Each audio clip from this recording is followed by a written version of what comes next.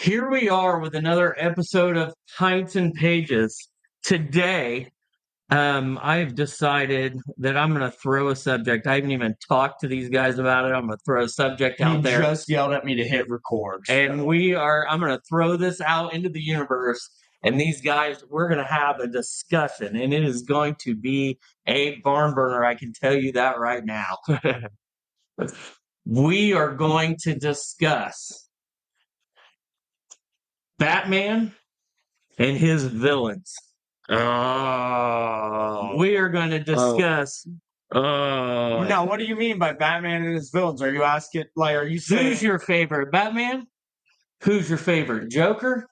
We're going to discuss the fact that everyone's going to get angry with We're going to discuss, hold that thought. We're going to discuss why you think, why Joker is the best one. Why Batman's villains are so much better than every other comic book every other comic book character ever made. And this is coming from a guy, as I say, yes, sir, that only buys Marvel, essentially. I bought like 5 DC comics because none of them fucking interest me. So we are going to discuss Batman and his villains. Joker is obviously the most prominent one. I am going to Joker. I'm gonna start because I'm the one that came up with this. Yeah. These guys had no clue I was even throwing it out. I can already see Brad going through. I'm looking at the Batmans. I'm looking at all the Batmans. So for me, I've got to, and people aren't gonna like them. I get it. People aren't gonna like him. I enjoy Christian Bale. Nothing's wrong with Michael Keaton. I enjoy Christian Bale. His first 2 movies were solid. I have to interrupt here just because, and this is where everyone's going to get angry with me. I'm bad with actors. What is that? Dark Knight. Christopher Nolan. Yeah. Yes. Okay. That's what I need to know. Everyone can yell at me in whatever comments. Tweet at me at Levi_Landis19 if you want to yell at me. The other one for me is always Adam West. Adam West, 66 Batman, the OG, the original. To me, that is. I grew up with that. My dad and I watched it all the time. So Adam West, I do have another place in my heart for Kevin Conroy, who played was the Batman voice for the animated series. Yeah. When I've told this to many people that come into the store, because Batman's always a hot topic. Because he's got so many DC books and he's got so much coverage with everything else. When people say Joker to me, I picture Cesar Romero from the old 1966 show, but I hear Mark Hamill's voice from the animated series. Yeah.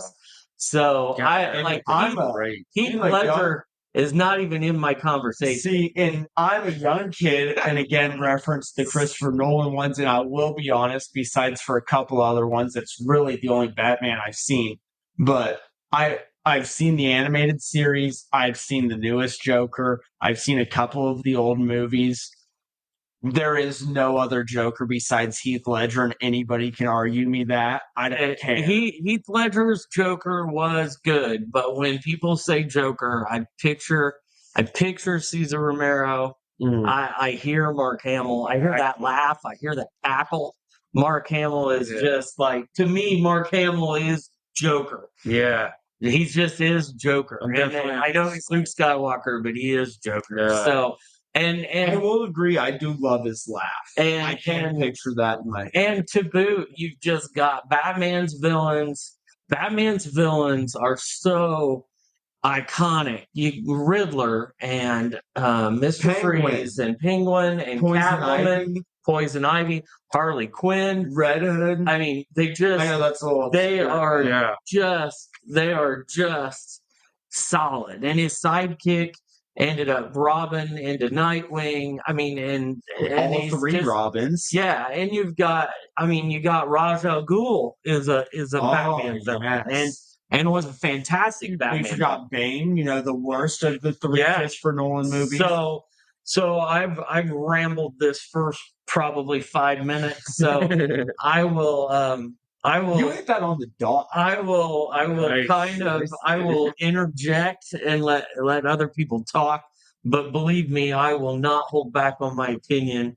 But so what are your guys' thoughts on Batman's and Batman villains? I'm gonna put this out there at the beginning just so that way, and yet again, tweet at me at the original handle I told you, Levi_Landis19 on Twitter. But I know everyone loved and praised the new Joker movie, and I know it's getting a sequel, and I'll piss a lot of people off. I fell asleep like a third of the way through it because it sucked. It was boring.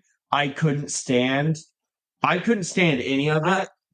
I didn't watch. Oh, Joaquin Phoenix. I enjoyed no. Joaquin. No, I did. Okay, sorry. Did you watch the Yeah, Joaquin? I did. I enjoyed Sorry. Joaquin Phoenix, and it's nothing against his acting. I'm not talking shit on that. I just thought that movie sucked ass. And I also am not one that can deal with the cringe, the having to watch him be embarrassing and Yes. suffer. And It's a theater piece. And- You have to and- appreciate theater. I'm a theater kid. Yeah. Well, and that's I looked at that as it was more of a production instead of a movie. That's the way I seen that, and I don't know. I enjoyed it. It was a whole different type of movie, and I don't really rank him in the rank of Jokers necessarily. I wouldn't even put him. I wouldn't even. And here's the problem. But I don't. I know when it still, came like, out, a lot of people put him in contention with you Mark Hamill and you Heath can Ledger, have- and I said, "Go fuck yourself." There's not many Jokers out there. There's not many renditions of Jokers out You can. I think he's you the can have. worst. You can have Batman wouldn't without say Joker. You worst. can't have Joker without Batman. I agree with that completely. Well, and I think It was good to see some sort of I don't want to say an origin story because again, I fell asleep halfway or a third of the way through it. But whatever that movie was, it was good to see another side of Joker Well, and or then- a beginning of Joker or whatever the hell it was. I know it's not linked to the DCEU necessarily, but I enjoyed it for reasons that weren't comic book oriented. and I know that isn't a big, I enjoyed fair. it as a separate standalone movie that had nothing to do with fucking I don't know. I did enjoy that. But yeah, he didn't I don't necessarily place him as the rank of Joker. Yeah. I don't put him in a Yeah, rank. I just wanted to get that out of the way. 'cause my- But know I a lot don't of think he people did bad. He was a better Joker than And fucking Jared I'll tell you Leto. right now. Jared Leto sucked ass. Oh, dude, Jared Leto can kiss Fucking- my fucking yeah. ass with how I bad his Joker give was. Joaquin the rank of fucking you just stick Batman CGI in there somewhere. Dude, I didn't even think about Jared Leto when we started talking about Joker. If that tells you how bad he is, I would put him under. And that's all the shit I just talked about the Joker movie. He can't talk. He can't talk with teeth. He can't talk with. His dialogue was so fucking dampened by them fake ass gold teeth. Like that was a poor choice on the director's part. Whoever played Joker needed their natural teeth because the Joker's supposed to be very articulate, very well spoken. He's supposed to be able And to his speak. words are supposed to matter. And honestly, that's kind of why I didn't that's why I wouldn't put Heath Ledger at the top. Because he slurred. He was like, and he was like, there's an eloquence to Joker. There's madness and there's chaos, sure, but there is a bit of silly eloquence to the Joker, and that isn't. He just. I will. Mark Hamill nails that. Yeah, I will agree. Heath Ledger does not give you as much of the silliness, if any. But I will say that rewatching the movie because I did so about a week or so ago, and I didn't even know you were going to bring this up.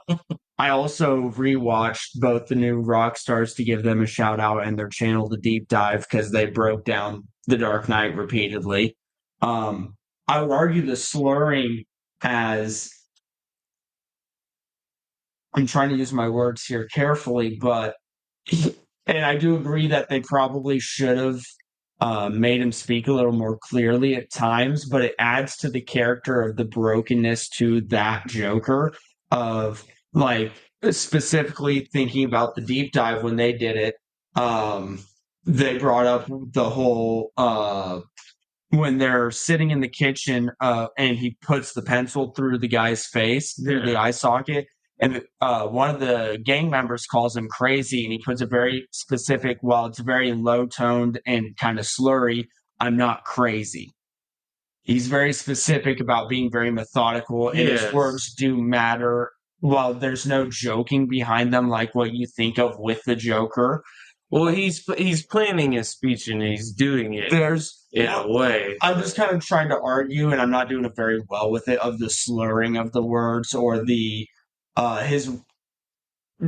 I think every word and not every word, but a lot of his words in a lot of the speeches he makes do matter in that, and they give you a lot more undertone and meaning behind his character, especially with that one being based off the Killing Joke of him not really. Right. I know we don't have any basis origin story. There's been a lot of different ones, so there's not a set one.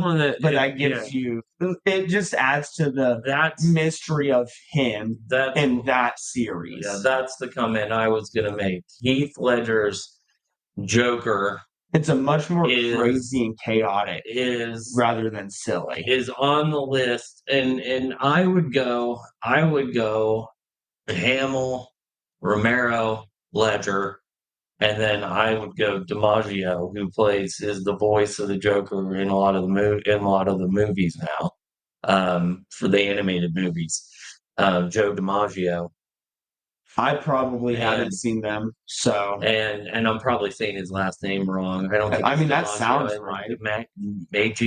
DiMaggio. Yeah, we apologize to anybody. We're bad with names and pronunciations. We are Midwestern. The problem that I always had with Jack Nicholson's Joker and the Joker on Gotham. And the Joker, I didn't even think about the Gotham and Joaquin Phoenix's Joker movie was there is no origin story for the Joker. There never was. There never was. For years, there was no origin story. The Joker was just crazy. The Joker was just there. He's a crazy villain. There was no reason for an origin story. There was no reason to have it. That the Joker was the Joker. There was no explanation on why he was what he was. And I thought, and when it is DiMaggio. Is it DiMaggio? Yeah, John DiMaggio. Okay, so, so it's John and not Joe. Okay, and I think that I think you cheapen the Joker when you try to give him an origin story. And I think that's one of the reasons I like Heath Ledger's the most is the fact that he gives you, as far as we know of, three. And again, different origin stories. And I keep giving him a shout out, which I don't have a problem with, but I just keep referencing it. When the Deep Dive did it with Eric Voss, he mentioned something about whether that ballroom scene was cut. I remember what it was. You can tell specifically where he has Maggie Gyllenhaal. Yeah, when he has her by the face and is doing his origin story, that's green screened in. The whole ballroom behind him is green screened, and that was an after take, which means that there was a possibility that he could have went up to multiple people giving a kind of origin story. Mm-hmm. Not that that's confirmed, but he makes reference to it, and I like the fact that while he kind of gives an origin story, he doesn't give one. Yeah. It's the Killing Joke. Yeah. He wants it to be multiple, as it's said in that comic book. If he had a choice, he'd make it multiple choice. Yeah, and it's. I mean, the Joker is he's iconic for sure. He's iconic for sure. But and Hamill, like I said, Hamill and Romero are it for me. If I go Batman's, I go Nolan, or I go Bale, Nolan's Batman, and to me, Keaton and Affleck, and even Sparkley, Oh shit! Even Sparkly So are right there. Like even with this is I mean Kevin Conroy. I mean really the only Batmans that I didn't care for Val Kilmer. I didn't care for I George Clooney. fucking did not like. Everybody loves Val Kilmer. I did not like Val Kilmer. Yeah, I didn't care for Val Kilmer. I didn't care for George Clooney. just so I can get mine out of the way. I've only seen these three, so I'd have to do Christopher Nolan's Batman. I haven't seen the Batman with Robert Pattinson, and I'm going to go ahead and write that one off as a nope. And me and you can argue this. Maybe Dad can put input it, and we don't have to do it right this now. We'll do it in this podcast. But I enjoyed that one. I think it was about a half hour to 45 minutes too long. I think they should have cut it off. And I haven't watched it since the first time I watched it, so I'd be very fuzzy on trying to remember my exact point. I wanted it cut off, but I do think it ran a little long. But I do think he played a really good Batman for being his second. It's supposed to be Batman in his second year of being Batman. He's still new to it. He's still a little. He doesn't fully pull his punches. He's not killing anybody. It's a very big, different Batman that I think Robert Pattinson does I don't want to say an excellent job, but I'll say a very good job portraying. I seen a clip of him and an interaction with Gordon. Yeah. And their weird dialogue right next to each other turned me off the whole movie. There's no way I could ever watch that entire movie because of that. I would have to rewatch it. I would have to rewatch it or see that clip. It's so far out of I don't context remember for me. that. Don't get me wrong. I was gonna say I don't remember that. It's probably right at the beginning, and they're in the house after that guy gets It killed. looks like they're in a smaller room. They're in some kind of small room, probably and they're right. talking to each other. And I feel like people are watching from an outside area. But I'm gonna ask this specifically, not trying to talk any shit or anything. Are you sure it wasn't a cut video where they? Dude, it could have been. It could have been. It could have absolutely been a cut video. But it was enough for me to realize, like, I don't want either of these two playing my Gordon or my fucking Batman. It's a 3-hour movie. It should have really been 215, 220 in my opinion. It's a 3-hour movie, and I've sat through it 4 times. Did you like it? I've sat through it 4 times, and you liked it. Yeah. So it's too long. It's too long. Pattinson, he does a really good job. And Paul Dano. And this is coming from a guy that read the Twilight books and tried to watch the movies and fucking hated it. Well, Paul Dano's Riddler, how they worked the Riddler was just incredible. Incredible. Incredible. And the Catwoman's in there, and she's fine.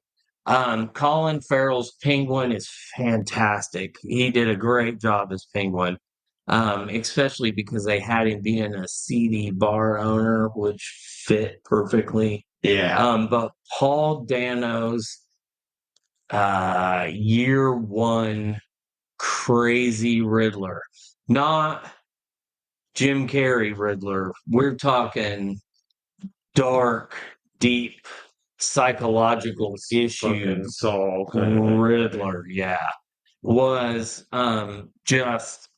good. I mean, it was good. It was captivating. Yeah. And like I said, and don't get me wrong, I've watched it 4 times. I might have watched it more. It's my go-to flight movie. It's my go-to flight movie. Yeah, I can put in a set of headphones and plop my phone in front of me when I'm stuck on a 4-hour flight from Indy to California or to Mexico. It's my go-to flight movie. That honestly surprises me. Not that, again, because I did say I love the movie, but that just surprises me. Yeah, it's my go-to because it's got just enough It's got just enough action to keep me interested, and it's got just enough dialogue to keep me focused. So it's my Yeah. go-to, like, because I have trouble sleeping on a plane. So I have trouble sleeping on a plane. So it's like I got to find a movie to watch, and in the last 3 times I've been on a plane, that's been my go-to. That's been my go-to. But to finish my point is because I was listing three, it'd be Christian Bale, Yeah. Robert Pattinson, and then I don't know which one it is, but the only old Batman I've seen is the one with Poison Ivy and Dr. Freeze. That's Or Mr. Freeze. That's Clooney. Yeah. Whatever fucking movie that one Clooney is. Batman Forever. Yes. It's when you like a Batman because he had good villains. Yeah. I was just saying, but even the villains, were good in that I don't know. movie. Hey. Died. I'm stretching for a third because I only know those two Batman. You haven't seen either. Go ahead. You haven't seen Batman v Superman or Justice League? I've seen Batman v Superman. Who was that one? That was Ben Affleck. Batflick. Batflick, in my opinion, I don't know. I couldn't stand his voice. I couldn't stand I couldn't stand. It's funny. I'm still tainted by the fact that they still had the whole Martha issue with the fact that the Martha thing was bad. I'll tell you what though. I'm tainted. I'll tell you what though. And if you take Justice League out of it, I've not seen either the Snyder Cut or the original. And go to Justice League Snyder Cut. If we go deep Snyder Cut, the 4-hour Justice League. I saw 22 minutes. My machine shut off, and I never started watching it again. I've seen it twice. What the fuck? Yeah, I know, right? It's another one of those things where it's a go-to flight movie. Because I have several flights. And trust me, I know, buddy. And Ben Affleck is good in that. He's good. The extra scene that they cut out at the very end with Jared Leto, where he plays Joker, and he's not got the teeth in.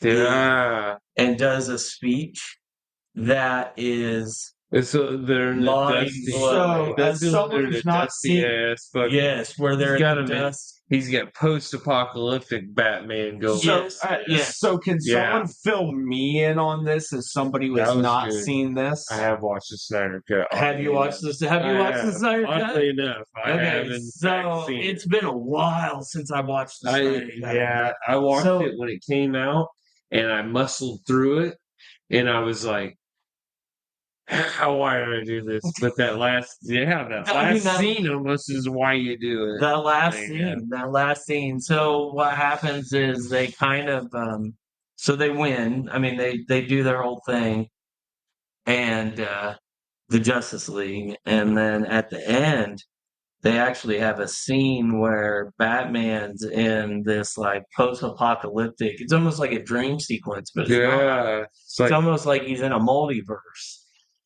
I couldn't quite wrap my head around it. And how does he get to that future so quickly? Yeah, and he's in this future in this desert, and it looks like a desert at the edge of a big city, though, like the edge of Gotham. Right, and he's with Jared Leto, Joker, and Jared Leto gives this, I would almost call it iconic speech that nobody really got to see unless you watch the HBO Max version Snyder Cut. And it's this speech about men and gods, and he justifies himself and makes Batman almost question everything that's fucking going on. Basically, he fucking hits him with a moral conundrum that just stops Batman dead in his tracks. Jesus. Yeah, and it's incredible how and it's incredible that was the same Joker that was in the other movie. In Suicide Squad, let alone the fact that the studio wouldn't. I mean, that point, the only good scene Jared Leto did. The only good scene that fucker did. Yeah, and it mind blowing to me that Snyder has this version, and they don't just like cut it into 2-hour movies. and release it as Justice League Part 1 and Justice League Part 2. I think people forgot they could do that. I think people honestly forgot they could do that. Yeah, I don't know why. I don't know what they could have done. People forgot they could. The people making movies forgot they can make a fucking 2-part movie. Yeah, like they straight up forgot. You're making 3-hour movies when our movies are normally an hour and a half. They're literally just mashing 2 movies together. And I mean, you do have a point there, but you can make 2-hour, 45-minute movies can include your cut scenes that actually mean fucking something and make 2 full-ass movies that we won't get tired of watching instead of one movie we get tired of watching halfway through and then you cut it weird because you mashed it all together. Yeah, like people are they're filming more material by fucking the budgets are so big is because they're filming so much material they don't use. All right, hold on, but also this is a little bit of a side tangent, and I might be getting my titles wrong, but I can't remember which titles it was specifically. But I know, like, Indiana Jones was a $300 million budget. Okay. And there was another movie that came out around it that was a $300 million. That's an awful lot. Yeah. We don't. I think it was 2. No. It's confirmed 300, but we don't know how much of that was marketing. Oh, okay. But there's another one that also had a $300 million budget. And I may be wrong, but if I remember correctly, the video I watched, Oppenheimer was only $100 million. And they did all their effects practical. And they did everything practical. Well, their budget was all camera. Their budget was all camera. Well, that's kind of every inch of it. The other was that's also kind of the point. You shot every bit of it in IMAX, did everything practical, made sure everything was in sync. And all money. They didn't. What is all the money going to for fucking for Indiana Jones? CGI to make Indiana Jones look young. But that's the thing is they're just inflating. Yeah. They're inflating the budget because you can go ship it across fucking seas and get that done for a quarter of the price. No, all the budgets are in. Oh yeah, no, because you got it's got to go through ILM. I don't even know. Yeah, what the fuck there's Industrial Light and Magic. There's right. What the fuck is that? The George Lucas owns it. Yeah, that everything. There's too many contracts. Too many Lucasfilm only uses industrial. SAG-AFTRA. That's the whole point of the unions. The strikes, everything. See, in my opinion, everything is way too bloated with how they do shit. When you can, and I'm not. I'm all down for fucking shit being done here in the States and everything, but also when we got such bloated fucking budgets, you gotta cut. Practical effects cost more than digital, by the way. That's right. That's my argument for Oppenheimer. Practical costs more than digital. Set location, amount of cast, amount of costume cast, how the casts are costumed. There's so many factors that play into it. Whereas they may have a higher budget for camera and equipment, their fucking budget for their actors was really low. I was gonna say, I don't know that part. They had a couple big ones, and that's about fucking it. Yeah, you do have a point there. And it was all low. It was all natural, where sets didn't need to be necessarily. And this is also coming from a guy who hasn't seen Oppenheimer yet. I haven't seen it either. But these are all things that are coming from like. You got Indiana Jones. Yeah, I'm just saying. I really think things are way too. And Indiana Jones might have been a bad example to use, and I do, and I am referencing YouTube videos that I've watched, and I'm not gonna fucking lie and bullshit about that. But I personally do think the budgets are way too fucking bloated for what they're giving us. I think it's all a fallacy in the numbers. It's advertised numbers and things that we think we're seeing as true. But, no one's net worth on the internet is ever true. Trust me, I know that. It's just a projected thing. It's some weird projected thing. So and I'm not saying 300 million is end all be all the exact number. Well, and that's it. It's like we never know the true numbers, and what's released to us is never really all that fucking accurate. We can rough idea my whole thing that I'm going off of again, though, is Yeah. with the numbers that we are given, I don't understand how they're giving us. And I'm not trying to say Indiana Jones or any of the new movies are bad, because also I'm very bad about seeing new movies. But for the quality that we are getting, I think their budgets are not accurate for it. I For the think the amount that they're quality- spending, the quality of movie we're getting is fucking bullshit. No, I think the quality's on par. I think the humans' level of expectation at this point is what's wrong. It's our we haven't caught up. Like I was gonna our say, I'd like brains to hear this. our brains expect us to be more advanced with the technology we're producing in movies than they're actually supposed to. We think we're supposed to be 20 years ahead on special effects, but like we're just discovering most of this shit. It's all fucking new, and you're training a whole new wave of people coming in on new technology constantly. And like it takes a craftsman level of passion. Like you have to be passionate about your work, and you're amid a bunch of strikes and unfair conditions, working conditions. So nobody's really fucking happy to produce out the best shit. So you're getting a high budget because people are fucking fed up with not getting paid what they want, what they need, what they think they fucking get. I don't know any of it. I'm not in that side of it. I don't know what the work it takes, but people are fed up with their wages. And then we get these weird ass outlandish numbers from fucking internet sources that we think are budgets, and that's not even fucking reflective in any way whatsoever. So we hype it up like this movie needs to be the best fucking thing we've ever seen. And then we get it, and it is. It is the best thing we've ever seen, but we're not okay with it because we think it should fucking be better automatically without ever even seeing it. So here's where I want to interrupt, and I've been wanting to interrupt. No, go ahead. You're talking about a production standpoint with just the visual aspect. No, it's a degenerative like mental outlook. Well, what I'm using is you're referencing, say, CGI, or we think that everything should look better than it does. And I'm not, and I should have been more specific in my complaint. I'm not even complaining about that. I think our stories are half-assed. I'm not saying that the writers. Oh no, those. You did touch on that with some people aren't feeling, and whether it's the writers because they are going on strike and all of that, whether it's them not feeling like they're getting paid enough, so they're putting half-assed shit out there, or whatever the hell it was. I just think in the last probably, and this is just off the top of my head, I'd say 3 to 5 years, most of the storylines, there's been some good movies, do not get me wrong, but a lot of the stories and a lot of the big franchises have just been putting out half-ass shit. Well, not even just on the visual side, not with special effects, not with graphics, not with anything. That's from a consumer's aspect.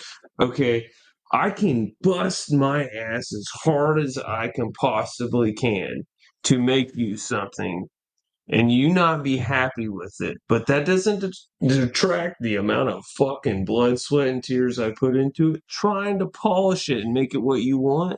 But you never wanted that object. So I guess I shouldn't use the word half-ass. Well, that's it. That's it. Because somebody's not half-assing it. Somebody somewhere in the industry most definitely didn't half-ass a fucking thing about that movie. It's just not what any of us wanted personally. And that's where people have lost sight of, but this is just not my personal flavor. I'll also use the thought process and the examples I've seen through, and I will be very honest, YouTube videos, and I can't be very specific. I'd have to go through my watch history to look at which ones I'm specifically referencing. But, like, I know Quantumania suffered from the fact that they reshot a lot of stuff, and they redid the storyline halfway through, not saying that the original script wasn't good, not saying anything, that no one half-assed anything. Everything can be done better. And what I'm saying is, though, and this goes into another point, is like also the directors and how they're also, because of the way things are going, they're cutting things apart, and they're intersplicing so much and changing so much that, say, the original writer may have wrote so much into the script, but then they end up changing it and doing reshoots and all this other bullshit that it's fucking up stuff. I think it's also bloating. I think it's bloating up the budget to bring it back to the original point of that. And I know we've gotten off the side tangent of Batman and his villains. Yeah, and I think I don't know how we got here. It plays in with the Batman dynamic because a lot of Batmans are. A lot of them are high name. A lot of them are written off because of their production values. Yeah, like Adam West not being one of the best because his show was campy. Yeah, his show was campy. It was old. Campy. It was the only thing we had. A fucking Batman in live action. But that's what it was written for. That's what it was written for. And he was true to Batman. He was true to Batman. That for sure. Yeah. His villains were fantastic. King Tut and Egghead and that's the Riddler thing. and Joker and Penguin. And production value means mood. If you can get your fans involved, and if they're in there getting involved and getting angry about it, you're still doing your fucking job. You might not be doing it necessarily the way people want you to, but you're still doing it. And I think your problem is, I think he's pointing directly at me, Levi. Yeah, so I think Levi's problem is and I might be rude because I am a newer generation person dealing with a lot of Marvel movies and they're big. Yeah. So and not that I'm thinking of those specifically, but I might be ruined by that. Sorry, not to interrupt. So they've got the reshoots. And they've got the bloated production and they've got the bloated budget. But the problem with the Marvel movies is it's a shared universe. That is true. So the problem is so a guy writes a script. The script gets turned into a screenplay. They're going to make a movie. So they film the movie. They shoot it. They shoot the movie. They're good. They're golden. And halfway through maybe the first 2 weeks of production or 3 weeks of production, they start filming a TV show, and the TV show gets into they're writing their script, and they're like, okay, that can't happen in Quantum Mania because it can't happen in our show. Yeah. It's got to have continuity. So now this comes to me bitching, and I don't mean to fully interrupt here, but that's when this gets into another big point of mine where, because Kevin, and this is a specific complaint that also it goes into a many-faceted thing, but Kevin Feige being the overhead production, the overhead all-seer, has spread his plate too thin, and being the one that's supposed to everything, they went from, and it's been fucking charted out from Reddit to YouTube to Facebook to everywhere, where it went from we got 3 movies a year, that's fucking it. At most, they were like 2 hours a piece, 2 hours and a half a piece. It was equaled up to like at most 9 hours a year that he had to oversee of production wise. And now it's spread out to like 5 movies, 6 TV shows, all this, and that. And that's where I get into another complaint of mine of they need to slow the fuck down. I know everybody called for, hey, we wait a year we wait a year to see what happens next. I was not one of those people. Yeah. But I do know a lot of people complained like, oh, we only get 3 Marvel movies a year. I need more. And now they're all yelling and bitching because we don't get good enough. I'm yelling and bitching because we don't get good enough. Bring it all. And here's the thing: they still only do 3 movies a year. Yeah, but they have all these TV shows. Yeah. And then the TV shows have been better than the movies. Well, some of them. And the problem is the problem is with the TV shows. I enjoyed Hawkeye. They bring out the TV shows, and the TV shows are popular, so now they have to figure out how to get the people in the TV shows into the movies. Yeah, that's another big issue. Specifically, the whole reason I got now Moon Knight was because of the TV show, and now I'm a big Moon Knight comic fan, but that's a side tangent. But Moon Knight, how do we get him in the movies? Because now people are like, well, now I want my guy in the movies. Well, he's got a TV show, so but. Team Loki. Yeah, and Loki's one that went from the movies to the TV show. So, dude, and he's Tom Hiddleston's nailed it. Any fucking place he's been. Yeah, so I agree with that. Marvel has oversaturated their own market. But if demand is there, they had to give a supply.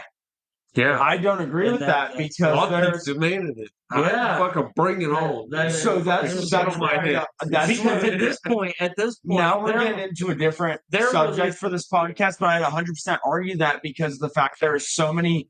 We can go into the fashion world. There's so many designer brands that specifically print a limited number of things and create a scarcity, and therefore the market drives up. And everybody wants it, and they specifically only give a scarcity so that way everybody wants it. Marvel could continue to do what they used to do of making a scarcity. We only make this much, we only do this much. You guys can cry, bitch, and whine all you want, but this is what you're going to get. You're going to have to wait, blah, blah, blah, blah, blah. There are so many other, I use the fashion industry. You're confusing. You use the real audience with you. No, explain that. Explain, because I'm their audience, their consumer is 6 to 15, not 25 to 45. And that's what it is. Kids have screens. Kids have phones. Kids have iPads. Kids watch TV. Ms. Marvel. Yeah, and they watch, and then they bring their parents into comic book stores, and they make their parents buy them. But do you remember how this all started, where you were pulling me into all of this? Well, that's what I'm getting at. Is they went away from what they started from. Well, they didn't went. They didn't. No, they went away from it. Okay, that was the wrong word. They gave another demographic something. And every other demographic felt neglected. Yeah. Essentially, here's Miss Marvel. You give it to the teenage girls, the young kids, and then as soon as you do this, you've got a bunch of teenage dickhead boys behind you fucking bitching. And then you look further, and there's all the fucking middle-aged guys behind them bitching even more because you're trying to give this teenage girl this fucking goddamn hero, this idol, and everybody's on your fucking back. And it's like, no, it's like you got to make a demographic. You make Moon Knight for the people who like the a little bit more spooky, edgy, fucking serious, scary, and you make your Miss Marvel for the teenagers, the youngsters, the coming ups, and yeah. I mean, I'd argue they were trying to with She-Hulk. They were trying. I think She-Hulk was your romantic comedy. Was your sitcom. That's your rom-com. It was your sitcom. It's your sitcom, your rom-com. Yeah, and then you have your Loki, which is your dramatized love. Like it's a weird self-love. They're trying to make self-healing finding. They're trying to hit demographics, but the main thing for their movies. But if you end up spreading yourself too thin, you're never going to hit everybody. You'll hit everybody, but you'll never end up making anything that's actually fucking good. Well, no, you'll make all kinds of good shit. You'll make so much good shit, but nobody will ever realize it because we're all fucking bickering saying your shit's bad and mine's not. And we're all pointing fingers when all they did was make a whole mess of fucking good shit for all of us. But what I'm saying is as a studio, they're so bloated and they're spreading themselves so thin that I can start poking holes in literally fucking everything and tearing everything apart to be a piece of shit. Welcome to comics. Right. Welcome to comics. Yeah, but I mean, you got a fucking point, but also I've been reading fucking comics for a couple months now. Again, I'm not that far into it. And while I can ask questions of every comic book character in every comic book has died. Nothing said, and they're all they've all been resurrected. So as ridiculous as that sounds, I mean, there's 15 Spider-Mans and there's 14 Batmans. But nobody I think they're up to like 600 million. But you're neglecting the fact at the point that there is an MCU in which they're trying to keep a stable timeline and canon. And the fact that they're now spreading themselves so thin that they can't tie everything together very cleanly and very smoothly, making a lot of bloated and bullshit product. And the fact that I get that they've killed Spider-Man a billion fucking times in the comic books. I get that. I think, but they have the what is the Spider-Man that's going on right now? It's on issue 27 of that Spider-Man, and then there's another Spider-Man. We're also getting the Uncanny Spider-Man that's coming out. Yeah, they hit different demographics, but when you're talking about the MCU as a whole, and they do consider the TV shows as part of the MCU, you're spreading yourself so thin trying to tie this all into one thing. One MCU, one big universe, one big thing. But they open and everything touches everything.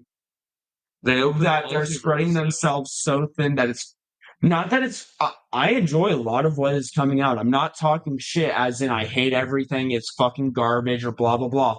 But they spread themselves so thin and make so many fucking holes in their plots and their timelines and their bullshit that it's making it a little irritating, and I wish they'd fucking cut it back. That's what I was originally getting at. Yeah, and they're not going to. I know they're not going to, and I'm going to continue to bitch about it. Yeah, because the same way that the people were bitching. More money. I know. Yeah. It's the same way that the people were bitching that they didn't get enough content, and they'll continue to bitch until they get a fucking Marvel show every day. Yeah. Yeah. You'll always have people that bitch. And I'm not trying. We've made this whole another point of fucking giant rant. Not trying to make it that far, but it is irritating. Yeah, I mean, if you do, if I would rather them spend more time making sure everything's cohesive and lining up, and because also you got to think like Agents of S.H.I.E.L.D., the fact that at one point was not necessarily following the canon, but it did tie along with stuff that happened in the movies and stuff like that, and then they dropped it like a fucking a dead dog. And I don't know. I did not watch. I did not watch Agents of S.H.I.E.L.D. I don't know what the whole storyline is. Coulson. I do know that. Carry a whole series. Yeah, I was just saying. But what I was getting apart is they were using the movies to follow along with, and then I do understand that they changed some things, and it wasn't necessarily canon. But then they just dropped it like a dead dog, like a dirty bag of drugs. Like, and that's they did that with Daredevil too. But here's the thing: with Luke Cage, with Iron Fist, these all predated mergers with Disney. This predated Disney. And here's the thing: arguably, as a Marvel fan, those were the most garbage things I thought of Marvel. In Marvel cinema, I'm sorry, but it was like the only one I'll argue is Punisher. Drama with all of them. Like all of them was daytime drama level stuff, and anybody that wants to compare Daredevil CGI to anything in these movies, I enjoyed Daredevil season 1, maybe season 2. I think season 1, most of season 2 was fantastic. Yeah, but I didn't care for Luke Cage. I didn't care for Jessica Jones, and honestly, I'm gonna be honest to God with you. I couldn't finish Punisher. Anything Punisher. On cable, so when we're talking about the worst, and that goes with DC, Supergirl, but I enjoy Netflix. I just Luke Cage and Iron Fist sucked ass in my opinion. I know I'm with a lot of people, but I also know there's a lot of people that disagree. I think Punisher and Jessica Jones were I think the second season of Jessica Jones sucked fucking ass. Was awful, yeah. The first season, if they would have left it at that, Jessica Jones was fantastic. Punisher, I think they did 2 seasons, correct? No, I think they only did 1. Was it only 1? If they did 2 seasons of Punisher, I definitely whatever it was. I don't remember what it was. Punisher, I thoroughly enjoyed Punisher. I even made Kyle watch Punisher, and she fucking loved it. Daredevil, the first season, I'd say season and a half. Somewhere in the second season, it kind of fell off. Yeah, it kind of fell off. When you're talking about the CW, to change topics there, I could only watch maybe a season of Green Arrow, hated it. I watched a season of Flash, hated it. I refused to touch Supergirl because I loved Green Arrow, and I loved The Flash, and I loved The Legends of Tomorrow. And to roll that all back, my favorite part of Green Arrow was the season where Raj Al Ghul was the villain, and who was, by the way, an original Batman villain. Yeah. Yeah, we need to roll this back. I tossed this together on an awful. I still haven't even gave you my picks of Batman. Yeah, there you go. Yeah, because that's what the All right, yeah. We'll go with Jokers first. No, Batman's because I stopped on Batman. I got. Have you done Jokers? All I said was Heath Ledger. You finish off your list, and then we'll. So my Jokers, then to just do top three, would be Heath Ledger, Mark Hamill from the animated series. I didn't watch a shit ton of it, but I can picture his laugh every time I think of a Joker laugh next to Heath Ledger's.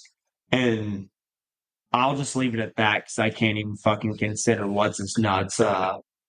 Jared Leto. Jared Leto. Joaquin Phoenix can also suck my nuts. Yeah. On Joker. I like him in other shit.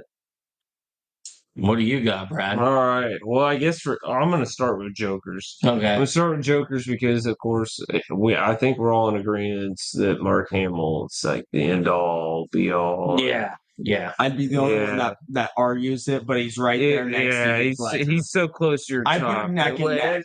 I put him neck and neck. And then I'll put Heath Ledger second because, yeah, I mean, that.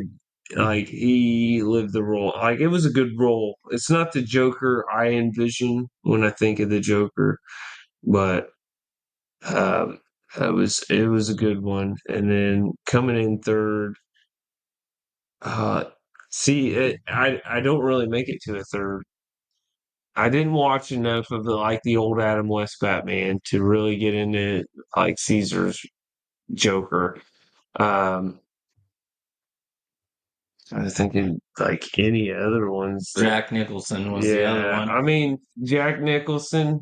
I think I'm going to give it to Jack Nicholson on the third because he even there was the fabled interview where like he had told Ledger that like you got to be careful with this role; it'll mess you up mentally, or like something along those lines. It's some vague along those lines things where like it could eat him up. So just on that little note, I will say I think that Heath Ledger really fucked himself up staying in a hotel room for a month without contact. Well, with very minor contact. I know there's a lot of rumors and contentions about it. I don't want to go into any of that, but I do think that was fucking insane and probably what caused his mental downfall. I think there was probably stuff predating that. Like, I'm not saying that started it. I'm just saying I think that put icing on the cake to finish it all off. To sadly put it that way. Well, I mean, he played it, I guess in a way it was far more twisted, and he had an attitude and a look in his eye. He never walked with that kind of body language in any other movie. He never spoke that way. He never, that's not anything you ever seen out of any part of his life ever. Yeah. Not in general walking interviews. He was never like some wild, crazy drunk that did something like that. Like, he developed all of that for that movie. So, yeah, that movie was basically his fucking death. So, on a good starting to get dark. Yeah. Let's go to my Batman list. Yeah. Jesus. Lead that one off with Kevin Conroy because, of course, I grew up. That was the Batman of my era as a child. In single digit in age childhood, that was my Batman. It was on all my blankets. It was on all my fucking underwear. Like, his Batman was everywhere in my fucking house, man. Like, that was the Batman. Yeah. It was the one I seen on repeat, cartoon, didn't matter. It wasn't just Saturdays. It was all fucking days of the week. Yeah. It was always Kevin Conroy, rest his soul. And then I'm actually gonna give this is a wild one, but second Batman, I'm gonna give to Ben Affleck. Okay, I can see it. Because I keep my Batmans held to a standard. And it's always a classic formula. It's like you're either a good Bruce or you're a good Bat. And that's fucking it. You're never both. You're never fucking both. Bale, good bat. Bad Bruce. Was not good with the ladies. They tried to make him look like he was good with the ladies. Right, He's all he not a. was a He was a pretentious fucking sleep. asshole. He was always asleep. He was a bad business partner. Like he was the lazy shit when it came to actual business. Terrible fucking Bruce. Yeah. Michael Keaton. Good Bruce. Good Bruce. Michael Keaton's never been a man you look at and like, this is an action star. No, he's a smooth talker. He's always a fucking businessman, a smooth talker. He's always a good Bruce. Not a good bat. West is probably the only one you could say is a good both. Like he's the only one that comes close to being a good both because he was a bad both, but a good both at the same time. You know what I mean? Like because he was a campy both. He was smooth because the show told you he was smooth. Yeah. And he was slick because the show told you he was slick. Yeah. But he was fucking both because he was supposed to be. Yeah.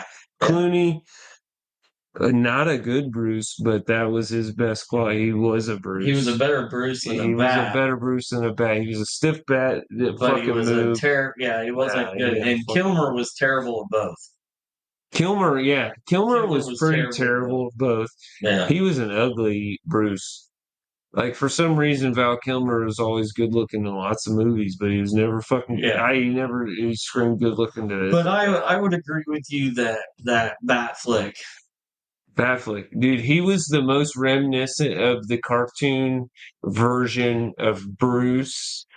That's a good point. He was the most live action. Yeah, Kevin Conroy. Fucking sweater vest. The sweater vest sold it. Yeah, motherfucker had a sweater vest on at some point. And it was like, dude, and it was like Kevin Conroy's Bruce Wayne always wore a sweater vest when he was in the Batcave and he wasn't Batman. He always had a nice dress to him. He was always respectable. He was a respectable man outside. And that's like Christian Bale was a sloppy ass motherfucker outside of Batman. Yeah. He was a hell of a soldier, not a good officer, kind of, my underdog fucking should be held to a higher standard vote. Like the one that everybody should have fucking mentioned but never did is Will Arnett, Lego Batman. Lego motherfucking Batman. My God. We were considering Lego Batman. That's a Batman. That's a fucking Batman. There's a universe where everything is made of Legos. I will state, though, I didn't see the Lego Batman movie. Also, what was a runner-up for Joker, fourth place, Zach Galifianakis. Zach Galifianakis? We'll go throw it. I was going to say. God damn it, I love Legos, and they own their roles. They fucking dedicated it. It's a voice acting role, but Jesus. Legos. Yeah. Will Arnett. Yeah, that is an underdog Batman if I've ever won. He's got the bat voice down. Yeah. He's got the bat. Yeah. And he really isn't Bruce ever in that, is he? He is, but it's a vulnerable Bruce. He's the damaged child, Bruce. Oh yeah, he's like the that's right. Like Bruce is his Bruce is the fucking one that you would see in a real life. Oh, your parents have been murdered and you're a rich kid? Oh, no. Yeah. Sure, a new car. You're like, fucking, that is the real life Bruce if there ever was. Yeah, that is true. We're talking. That is true. I didn't even think. Niche pick. Gotta represent my Lego homies. Yeah, I didn't even think about that until you said something. How are we at time-wise? I need to see what that was. An hour. Are we at 58 minutes? 58 minutes? I mean, we all did our picks. None of us really agreed. We did go on a weird tangent. No agreement. Yeah, except really Kevin agreement. Conroy. Yeah, fucking long live the legend. Yeah, so I mean, we didn't really dive into the other Batman villains, which is fine, not a big deal. But I think Batman. There's not a lot of representation. I was gonna say I'm also real bad with them. The only Two-Face I can think of is the guy that played Harvey Dent in Dark Knight. Yeah, Aaron. There you go. Thank you. God, what's his name? Yeah. Okay. The other Two-Face. Are you talking about the animated series? Is it? It's God not. damn it! One of the most It's well. not. It's not Harvey Keitel. It's the other one. Tommy Lee Jones. Tommy Lee Jones. Tommy Lee Jones. Why couldn't I get that? It was Tommy Lee Jones. Googling. That's Yeah. my problem. Tommy Lee Jones was Two-Face. Tommy Lee Jones is number one Two-Face for me. Well, okay, Two-Face. Number one Because Two-Face. you know who played Harvey Dent in the Michael Keaton Batman, right? Yes. Billy D. Williams. I know he did. I fucking know he did. Billy D. I didn't Williams. say he was the best actor to play Two-Face. But He just yeah, played Two-Face. Tommy Because Lee's. that motherfucker was really Two-Face and Jim Carrey behind it. No. Yeah. No. He Tommy played Lee. good. Tommy Lee is by far. I didn't care for Jim Carrey's Joker at all, or not Joker, but Riddler. Michelle Pfeiffer was a fantastic. Yes. Was a fantastic I think Catwoman. every woman that's been a Catwoman has actually been fantastic in their role. Yeah, even Anne Hathaway. And not because I'm a man and I'm scared. Yeah. Danny DeVito's Penguin is solid. Oh yeah. And it even puts Pee Wee Herman's his dad. So yeah. Rest in I don't peace, know. Pee Wee. Paul Rubens. Yeah, I mean the villains in the movies are always good. So I mean you can't beat it. You can't beat it. So I think it's guaranteed that on the hour, every hour, I'm gonna have to take a leak. So because right as we are about to end this podcast, I am dancing yet again. We are going to go ahead and end it. I think we have all our Batman stuff. It was an interesting podcast, especially with the middle of the rant. But we're going to go ahead and call it a time. So Brad has already left the building. So I'm. This has been Pints and Pages. I'm Nick. I'm Levi. And we'll say goodbye until next time.